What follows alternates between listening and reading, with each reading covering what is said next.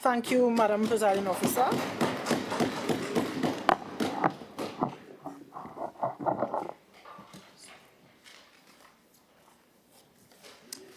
Good afternoon again to this honorable House, to the Madam Presiding Officer, my esteemed colleagues and members in the public gallery. It would be remiss of me if I do not take this opportunity to congratulate our former colleague, the member and area representative for the Crown Point Bonaccord area, the former Assemblyman Joel Sampson, for his ascent to the Parliament and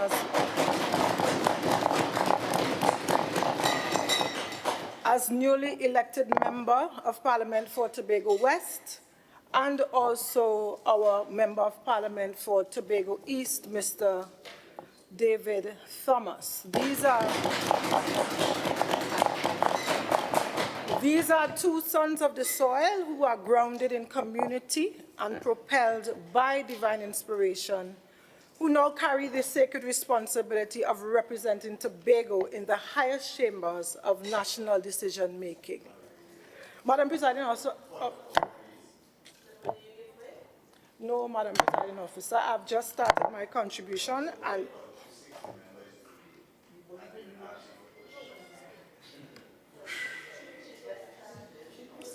I was actually just about to ask for your permission in accordance with Standing Order 42.7. Yes. Approval granted. You may continue.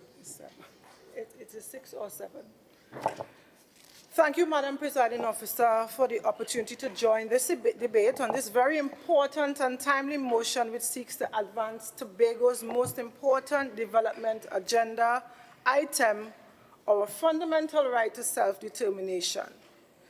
I don't see this motion as what I heard the two minorities speak about just a while ago, but I think it sets the stage for our coordinated policy action and telling the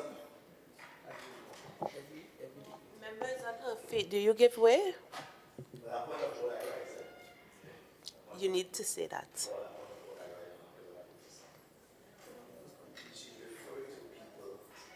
Well, to members of the House in a manner that is untruth.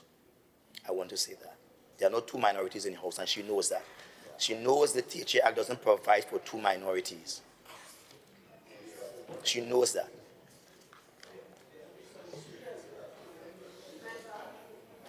Member, please be guided by Standing Order 45.6 that states secretaries assigned shall be referred to by their titles of their portfolios, and other members who are not councillors only by the electoral districts for which they have been elected. I'm so guided, Madam Presiding Officer. Madam Presiding Officer, this is important that this is taking place mere hours before a national parliament is scheduled to open with our two new representatives from the Tobago People's Party, which is only a few years old. One of the fundamental constraints, Madam Presiding Officer, to Tobago's development is the current legislative and constitutional arrangements between the House of Assembly and the central government. The current legislative and constitutional arrangements continue to significantly retard Tobago's development. For instance, Madam Presiding Officer, the existing arrangements give the central government the constitutional power and authority to intervene, override, and actually decide on virtually every aspect of social, economic, and political life of Tobagonians without invitation by cause or reason. Currently, Madam Presiding Officer, the Tobago House of Assembly does not have the authority legally or the flexibility to engage in certain financial transactions or to source funding to facilitate our self-determining development agenda based on our own financial credibility.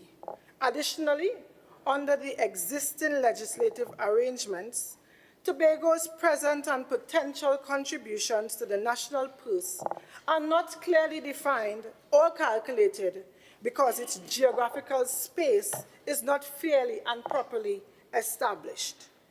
And this significantly weakens our negotiating position with respect to fair and justifiable funding from the central government. Now, what is more critical, Madam Presiding Officer, is the fact that under the existing legislative arrangements, the Tobago House of Assembly cannot make simple laws to regulate matters directly affecting Tobago or Tobagonians. And it is for this very reason this motion is important, because we are signaling to the central government our readiness to coordinate with them in order for us to have these bills passed. All these legislative and constitutional injustices serve to impede and frustrate Tobago's socio-economic and political development. Today's motion presents us with a clear and logical pathway to address these issues today. It is important here to mention that both the former PNM administration in the central government and the UNC in the period 2010 to 2015 prepared and laid constitutional amendment bills in the national parliament proposing minimal shares for Tobago of 8% and 6.9% of the national budget. And interestingly, they all propose significantly higher percentage shares than what we currently receive or are allocated of 4.3%, which the THA has historically been allocated for the last 25 years or so. So today's motion, I think it presents us with an important opportunity to address all of these issues frontally.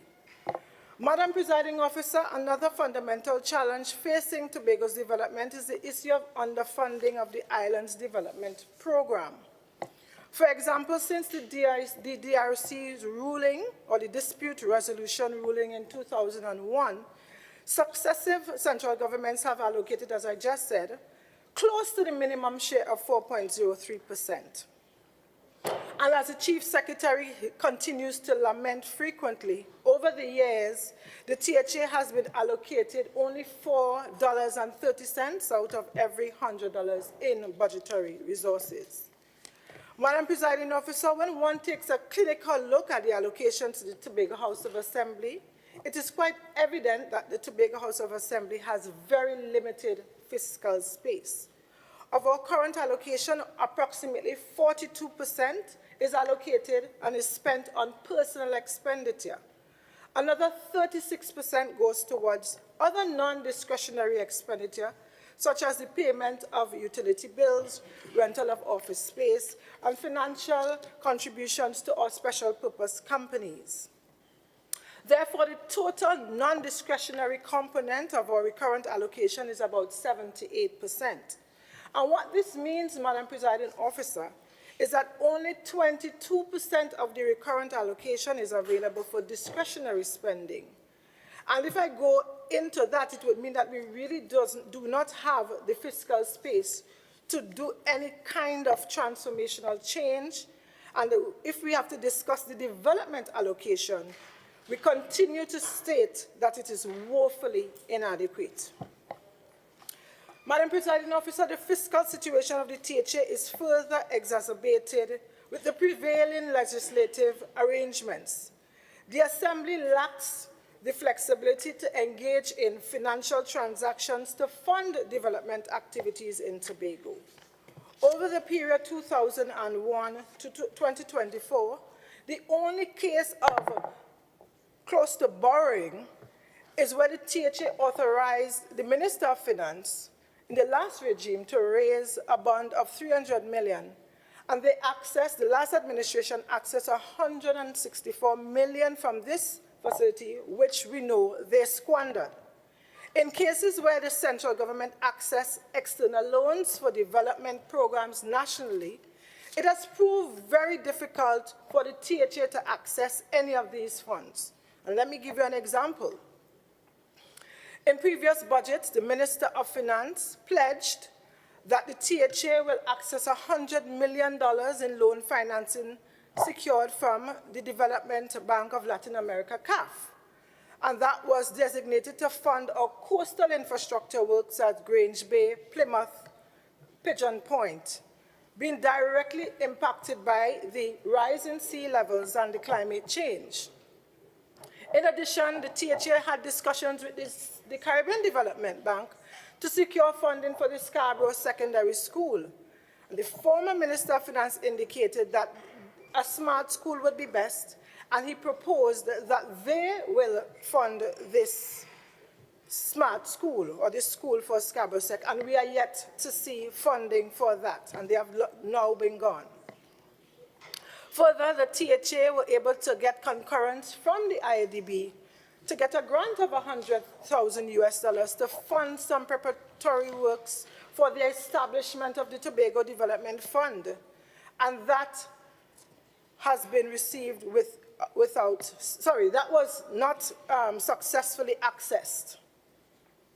Recently, Madam Presiding Officer, it came to my attention as Secretary of Finance with this new government that this previous central government, the former government, accessed a loan from the IADB. It was approved for $32 million to fund two critical projects in Tobago. One, a housing project for Tobago, and the revitalization of the capital, Scarborough.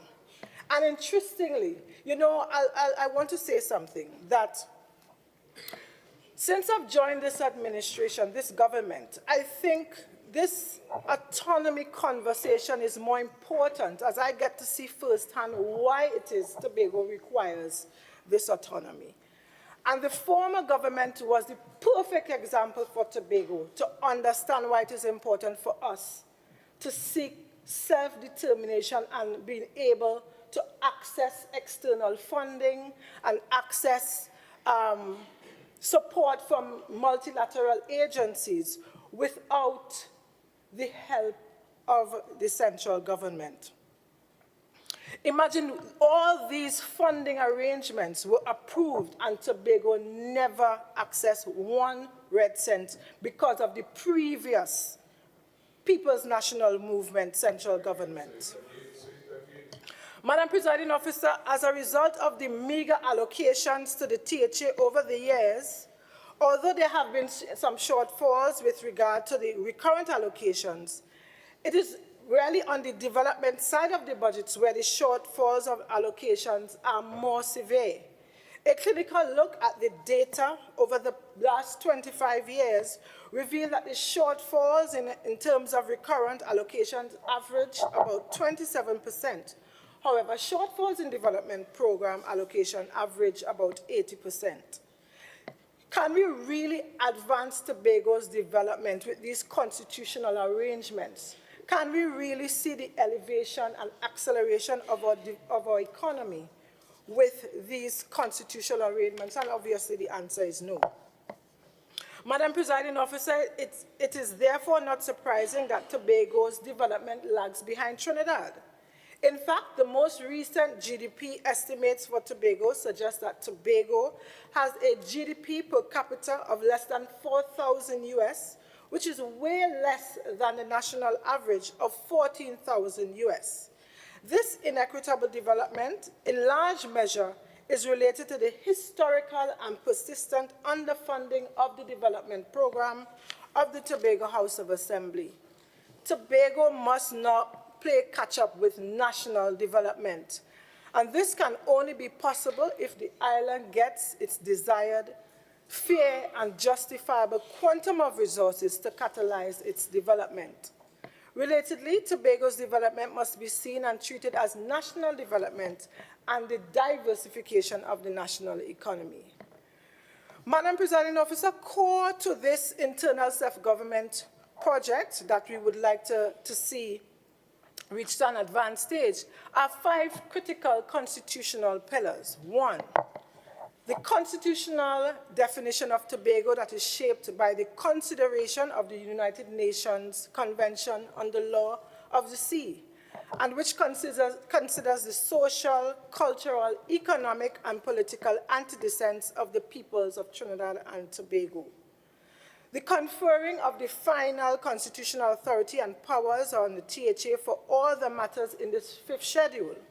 Simply put, Madam Presiding Officer, the Constitution must be amended to clearly state the matters for which the THA has final authority and control over Tobago. And likewise, the matters for which the central government will have the authority and control, if any, in Tobago.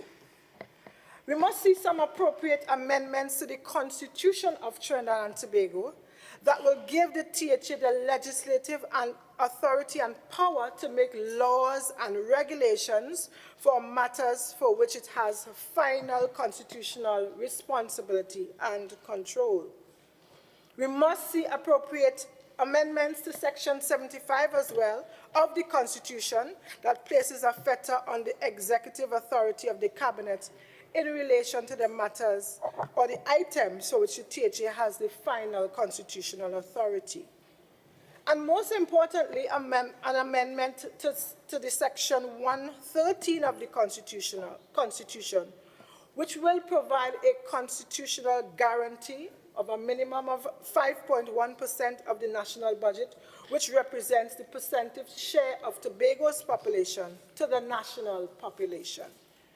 Madam Presiding Officer, additionally, the new internal self-government constitutional arrangements must promote and protect the rights of the Tobago House of Assembly to borrow on its own creditworthiness and to direct access to technical support and grant funding from international agencies without the need to go to central government for any objections that will come from Port of Spain. And this will anchor the fiscal and financial affairs of the THA with integrity and transparent governance. Madam Presiding Officer, these basic constitutional improvements are intended to strengthen the foundation of the Tobago Island government. And moreover, they are engineered to provide clarity, peace, justice, fairness, predictability, and accountability, and to protect and promote the human rights and entitlement of Tobagonians to determine their own destiny. And this is the constitutional foundation on which Tobago will strengthen and build governing institutions to deliver sustainability, prosperity, and resilience. Madam Presiding Officer, internal self-government is no longer a guessing game. It is a project for which Tobagonians are now prepared with full knowledge and understanding of the minimum constitutional requirements that must be made for the democracy to deliver to us in the current Twin Island Constitutional Republic arrangement. The motion before us today aligns seamlessly with a spirit of renewal and continuation. And we welcome the central government's stated commitment to Tobago's development and calls on this Assembly to signal its readiness to collaborate. I'll say that again. This motion before us today aligns seamlessly with the spirit of renewal and continuity of this autonomy vision that we have for Tobago. It welcomes the central government's stated commitment to Tobago's development and calls on this Assembly to signal its readiness to collaborate. But more than that, it asserts the right for us to participate meaningfully in shaping the instruments of our governance. The days we experienced, particularly within the last decade, of being spoken for instead of being heard, must be consigned to history. We cannot truly advance Tobago's development if the legislative and regulatory levers needed to do so remain outside of our reach. And that is why the call for an expanded THA authority over the fifth schedule is not merely a bureaucratic statement. It is fundamentally for effective governance. It's about giving the people of Tobago tools to build the Tobago we envision. The proposed collaboration with the Attorney General's Office and the Chief Parliamentary Council and the THA is very critical. This is the kind of collaboration that true autonomy demands. It is not adversarial. It is inclusive. It is constructive, forward-looking, and this is how strong democracies, where you have Twin Island Republic, function and flourish. Moreover, the call to revisit the previous versions of the autonomy bills with the input of the THA is not a regression. It is really a refinement of what we have existing already. It is a recognition that the autonomy for Tobago is not a fixed point, but it is a living process, and it continues to evolve with the aspirations and realities of our people. We have done some of the work already. We have studied the draft legislations. We have reviewed the clauses, and we will continue to consult with the people of Tobago. Now we must push decisively for the reintroduction into the Parliament of these bills without delay. So today, as we stand at the dawn of the new parliamentary term with our two own parliamentary representatives from Tobago, let us now match the energy of the people with the resolve in this House. Let us show them that their votes were not in vain, that their voices will echo through these halls and across the seas into the Parliament in Trinidad, and into the laws and policies that will shape the lives and the vision to make Tobago the greatest little island on the planet. Madam Presiding Officer, I support this motion, and I believe that Tobago's future should not or cannot be postponed. I thank you.